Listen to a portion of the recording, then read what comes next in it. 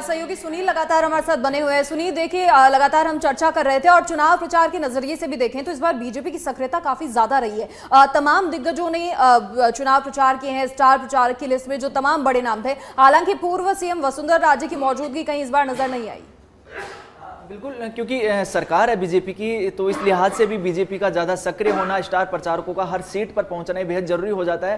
कांग्रेस बीच में ये लगा था कि इस उपचुनाव में बहुत ज्यादा सक्रियता क्योंकि हर सीट पर नजर नहीं आ रही थी, लेकिन बाद में जब क्योंकि रणनीति भी कई बार पार्टी की होती है, तो वहां पर कांग्रेस के दिग्गज नेताओं से उनको लगा कि बहुत ज्यादा फर्क पड़ने वाला नहीं है। वहां पर जो स्थानीय नेता हैं उनके जो दौरे हैं, स्थानीय नेताओं की जो भागीदारी है वो ज्यादा होगी, तो इसको लेकर कांग्रेस के जो दिग्गज नेताओं की बात करें तो कुछ सीटों पर एक भी बड़ी सभा जो है वो नहीं कि जिसमें 84 और झुंझुनू का जिक्र आता है, तो वहां लोकल नेताओं को ये टास्क दी हुई थी। लेकिन इस पूरा अगर प्रचार प्रसार से अलग अगर सिनेरियो की बात करें तो क्योंकि जिक्र यही हो रहा है कि एक तरफ जब सरकार है तो दूसरी तरफ जो कांग्रेस के जो नया नेतृत्व है डोटासरा के रूप में जो फिलहाल उपचुनाव में देखने को मिल रहा है, तो इनके ऊपर भी एक जो चुनौती है वो यहां पर बनी हुई है। क्योंकि टिकट वितरण से लेकर और अभी पूरे चुनाव कैंपेनिंग तक यही देखा गया कि इस बार हर जो कांग्रेस की रणनीति है वो लाइन से हटकर की गई। और सुनील देखिए, कुछ नहीं कहा जा सकता, हरियाणा विधानसभा चुनाव अभी कुछ दिन पहले ही होकर खत्म हुए और सब कुछ जो परिणाम थे वो लोगों की सोच से विपरीत थे।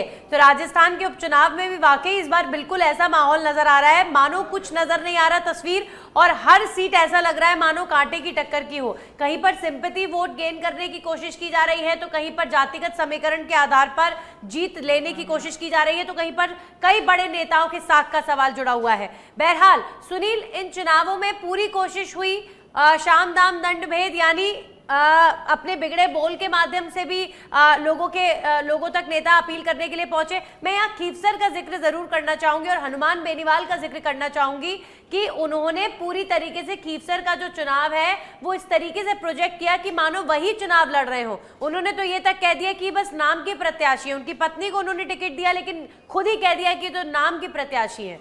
तो साख का सवाल हनुमान बेनीवाल के लिए है खीवसर सीट। बिल्कुल, ये हनुमान बेनीवाल का एक बड़ा बयान था। हालांकि लोकतंत्र में इस तरह की बयानबाजी नहीं होनी चाहिए, उम्मीदवार सबसे बड़ा होता है, लेकिन फिर भी बहरहाल वहां वर्चस्व की बात करते हैं तो हनुमान बेनीवाल खुद को कि ये सिर्फ नाम का प्रत्याशी है, मैं यहाँ का नेतृत्व करूंगा, ये जनता के बीच में ले जाने की कोशिश की गई है। क्योंकि हनुमान बेनीवाल को वहां पर लगता था कि सिंपैथी और तमाम जो क्योंकि जनता है वहां की खींवसर की, वो हनुमान बेनीवाल को नेता मानती है। तो हनुमान बेनीवाल जब संसद पहुंच गए तो जो भी प्रत्याशी है, चाहे उनकी पत्नी है, लेकिन वो खुद प्रत्याशी हैं, इस तरह का वहां माहौल तैयार करने की कोशिश कर रहे हैं। और इस चुनाव में क्योंकि इससे पहले देखा गया कि हनुमान बेनीवाल बहुत ज्यादा मुखर रहते थे खींवसर में, लेकिन इस बार डिफेंसिव मोड पर वो लगातार नजर आए। क्योंकि इस बार देखा गया कि बिल्कुल कांटे की टक्कर है और हनुमान बेनीवाल की इस बार राह जो है वो कहीं ना कहीं मुश्किल है, वो नजर आ रही है। क्योंकि लगातार जो 2 बार जनता ने आरएलपी से जितवाया था हनुमान बेनीवाल को, इस बीच क्योंकि रेवतराम डांगा आरएलपी के ही सदस्य रहे थे और उनका जो एक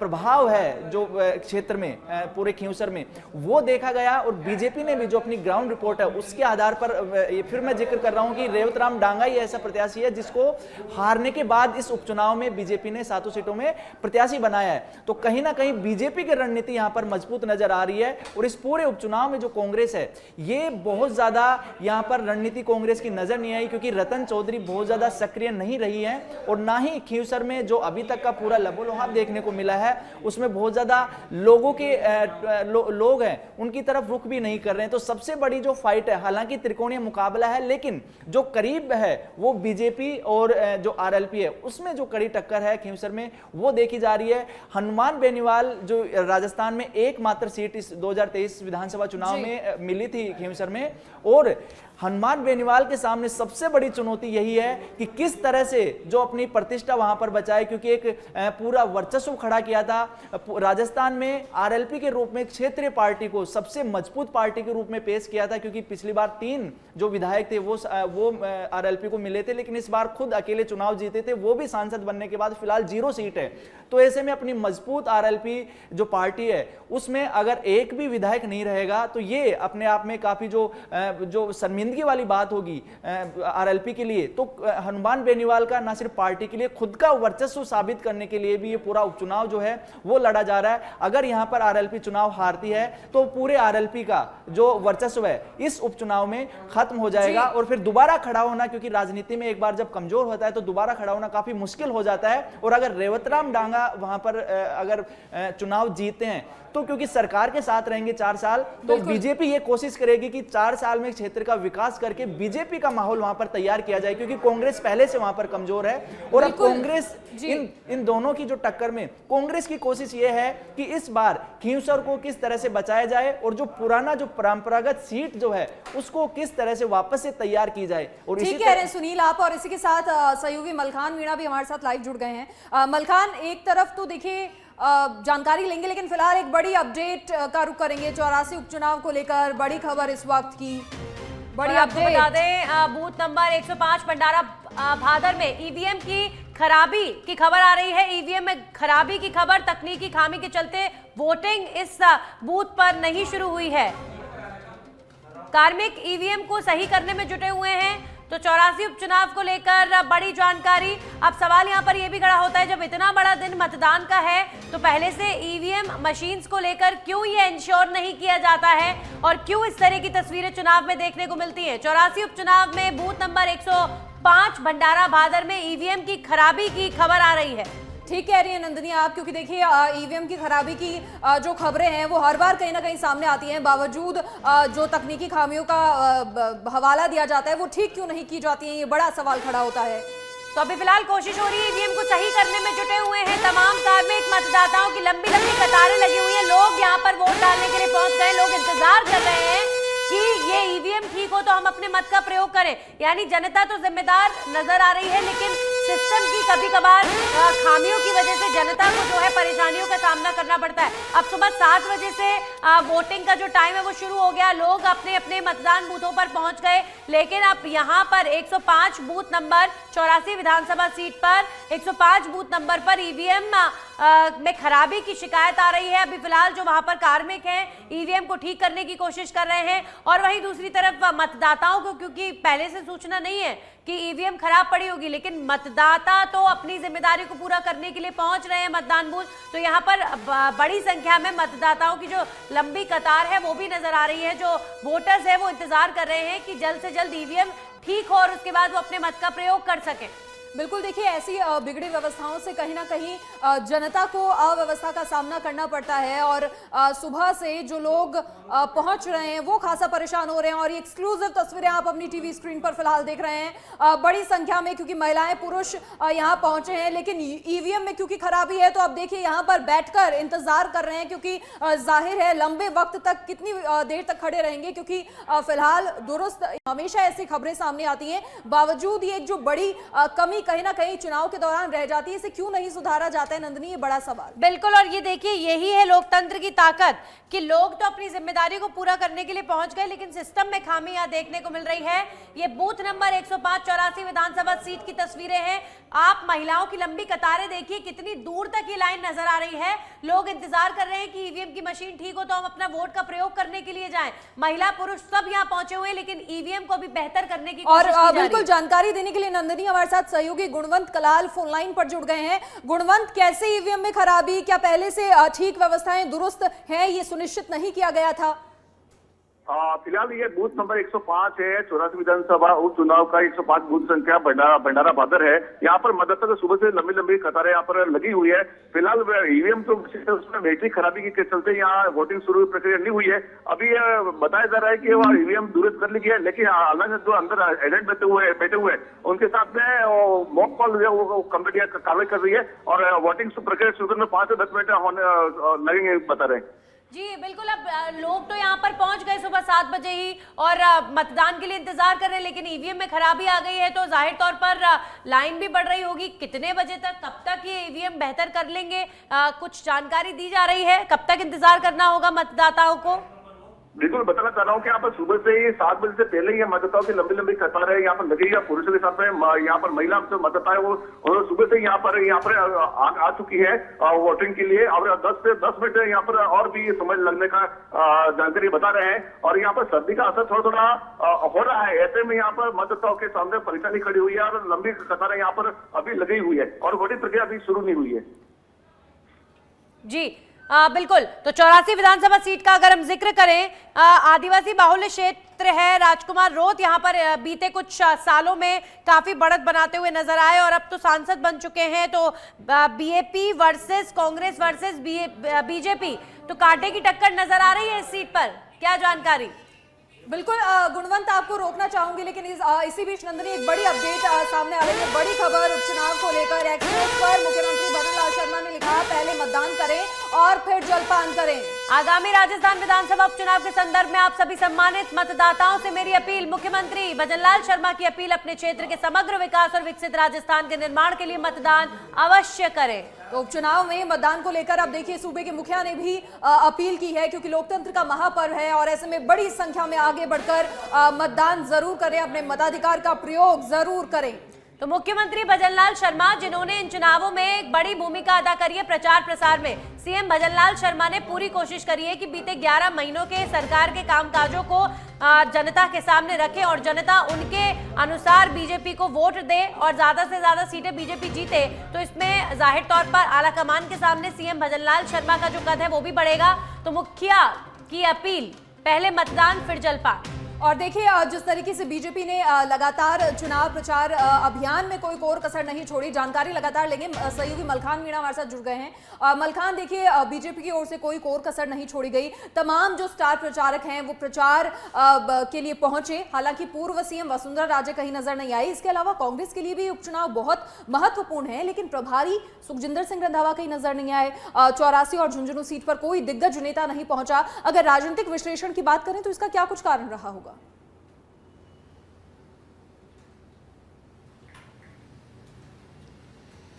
देखिए बिल्कुल 84 जो सीट है ये पूरी तरह से आदिवासी बाहुल्य क्षेत्र की सीट माने जाते हैं। लेकिन जो कांग्रेस और बीजेपी है, दोनों पार्टी ये चाहती है कि किसी भी तरह से जो राजकुमार रोत है उनकी इस सीट पर जो पकड़ है आदिवासी बाहुल्य क्षेत्र है, इस पर कैसे भी करके एक बार बीजेपी कांग्रेस दोनों पार्टी ये चाहती है कि यहाँ पर एक बार जीत हासिल की जाए। लेकिन देखिए बिल्कुल नंदनी, मैं आपको एक साफ शब्दों में ये बता देता हूँ, क्योंकि 84 जो सीट है ये पूरी तरह से आदिवासी बाहुल्य क्षेत्र है। लगभग ये जो सीट है पूरी तरह से इस सीट पर अगर जो भी फैसला होगा, जो भी जिस पार्टी का उम्मीदवार यहाँ से जीतेगा वो सिर्फ एसटी वोटों पर निर्भर करता है। क्योंकि सबसे बड़ी चीज़ है लगभग 2 लाख वोट यहाँ पर है इस 84 विधानसभा सीट में, जिसमें से लगभग बात की जाए कि 65% आदिवासी क्षेत्र है। तो ऐसे में ये जो सीट है पूरी तरह से कुल मिलाकर आदिवासी जो वोट है, चाहे वो एसटी के वोट है, उन पर निर्भर करता है। और ऐसे में यहाँ पर आप लगातार जब देख रहे हैं कि राजकुमार रोत है वो लगातार ये यहाँ के मुद्दों पर बात करता है, यहाँ के मुद्दों को उठाने की बात करता है। ऐसे में कहीं न कहीं ये जो सीट है यहाँ पर इसी वजह से जो चाहे कांग्रेस के बड़े नेता हो, चाहे बीजेपी के बड़े नेता, तमाम जो नेता थे उनका सिर्फ फोकस ये था कि किसी भी तरह से सीट को जीता जाए। लेकिन यहाँ राजकुमार रोत लगातार पिछले कई वर्षों से जनता के जो मुद्दे थे उन पर काम कर रहे थे। और ऐसे में यहाँ पर माना जा रहा है कि जो राजकुमार रोत है वो मजबूत स्थिति में है, क्योंकि जो क्षेत्र के जो मुद्दे हैं वो सबसे बड़े मुद्दे यहाँ पर राजकुमार रोत रख रहे हैं। तो इसलिए ये जो सीट है पूरी तरह से आदिवासी सीट है। और यहाँ पर अगर बात की जाए जो वोट बैंकिंग है वो सिर्फ आदिवासी वोट बैंकिंग ही फैसला करेगी कि कौन पार्टी का उम्मीदवार यहाँ से जीतेगा, कौन पार्टी का उम्मीदवार इसी बीच एक अपडेट जरूर जनता को देना चाहेंगे। बिल्कुल बड़ी खबर इस वक्त सामने आ रही है, इस वक्त की बड़ी जानकारी। एक्सपोस्ट पर पूर्व सीएम अशोक गहलोत ने मतदान के लिए अपील की है। पूर्व सीएम अशोक गहलोत ने मतदान के लिए अपील करते हुए लिखा है कि अपने मत का प्रयोग जरूर करें। एक्स पर पोस्ट कर पूर्व सीएम गहलोत की अपील, मतदाताओं से मताधिकार का प्रयोग करने की पूर्व सीएम अशोक गहलोत ने भी अपील करी है। तो पहले मुख्यमंत्री भजनलाल शर्मा और अब पूर्व सीएम अशोक गहलोत ने सोशल मीडिया पर अपील की है। बेशक पूर्व CM Ashok Gehlot social media पर अपील कर रहे हैं, लेकिन इन चुनावों में प्रचार प्रसार में पूर्व सीएम अशोक गहलोत बहुत ज्यादा नजर नहीं आए। बिल्कुल नंदनी, ये बड़ी जानकारी, क्योंकि देखिए लोकतंत्र का महापर्व है और ऐसे में कहीं ना कहीं कुछ क्षेत्र ऐसे होते हैं जहां चुनाव को लेकर एक तरफ तो जहां काफी एक्साइटमेंट होती है, वहीं पर लोग कम इंटरेस्टेड नजर आते हैं। ग्रामीण क्षेत्रों में ऐसा होता है, लेकिन अब क्योंकि जो दिग्गज हैं वो लगातार जनता से अपील कर रहे हैं, क्योंकि लोकतंत्र का महापर्व है, मताधिकार का प्रयोग निश्चित तौर पर करना चाहिए, क्योंकि आपके क्षेत्र में आपको क्या कुछ विकास कार्य चाहिए हैं, कौन आप चाहते हैं जनप्रतिनिधि हो, ये चुनने का अधिकार आपको है और अपने इस अधिकार का प्रयोग निश्चित तौर पर करना चाहिए।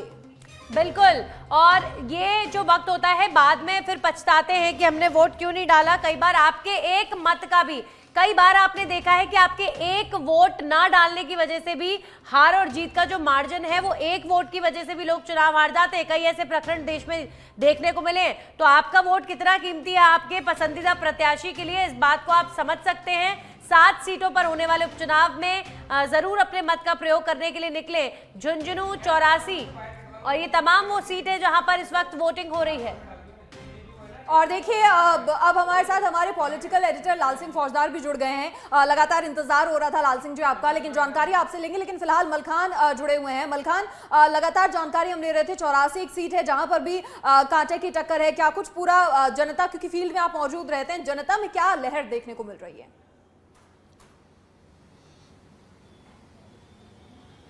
देखिए बिल्कुल मनीषा, जिस तरह से 84 सीट का अगर जिक्र किया जाता है तो यहाँ पर राजकुमार रोहत है वो लगातार देखिए जनता के बीच में रहा है और उनका एक सबसे बड़ा मुद्दा है जो चुनाव में लेकर गए थे कि हम भील प्रदेश की मांग कर रहे हैं। तो ये जो चुनाव है, उपचुनाव, इसमें कहीं ना कहीं राजकुमार रोहत का ये मुद्दा सामने आएगा कि भील प्रदेश होना चाहिए। तो ऐसे में यहाँ जो फैसला होगा, यहाँ जो भी सीट का फैसला होगा वो सिर्फ आदिवासी जो वोट हैं उनके ऊपर फैसला होगा, क्योंकि सबसे बड़ी चीज ये देखी गई है कि 84 सीट में सबसे वोटों का अगर समीकरण देखें, क्योंकि देखिए सबसे जो जातिगत समीकरण है, इस बार जो चुनाव हो रहे हैं चाहे कहीं का भी चुनाव देखा जाए, लेकिन 84 सीट का जो चुनाव है वो जातिगत पर पूरी तरह से डटा हुआ है। जातिगण पर ही ये सीट निकलने की तैयारी में, क्योंकि देखिए सबसे बड़ी चीज तो यहाँ बीजेपी और कांग्रेस दोनों पार्टी तो ये चाहती है कि किसी भी तरह से यहाँ पर जीत हासिल की जाए, लेकिन दूसरी तरफ जो राजकुमार रोहत है वो पूरी तरह से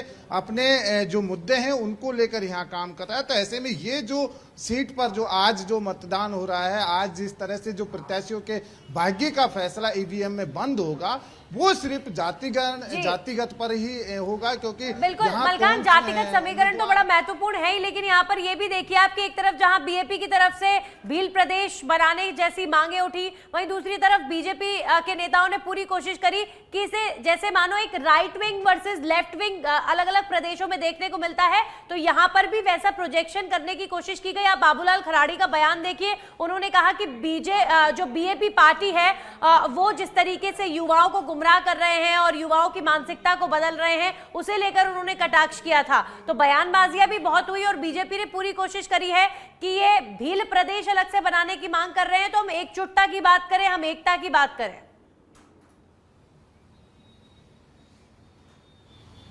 देखिए बिल्कुल बीजेपी ने कहा कि हम भील प्रदेश नहीं, हिंदुत्व आदिवासी कल्याण बनाने की जो बात की थी वो जिक्र किया था, लेकिन यहाँ पर एक दूसरे के ऊपर कटाक्ष तो लगातार चुनाव में होता ही है, बड़े बड़े मंचों से कटाक्ष की जाती है।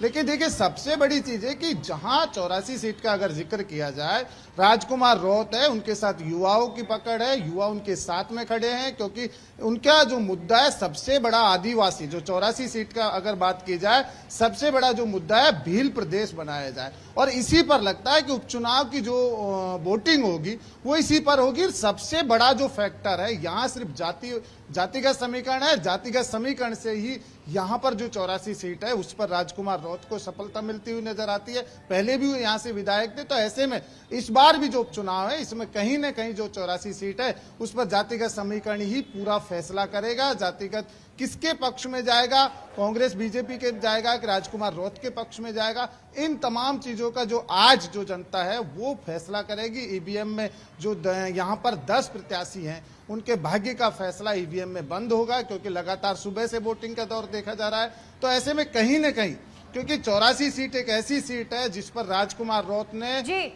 कम समय में बिल्कुल अपनी मलकान, पकड़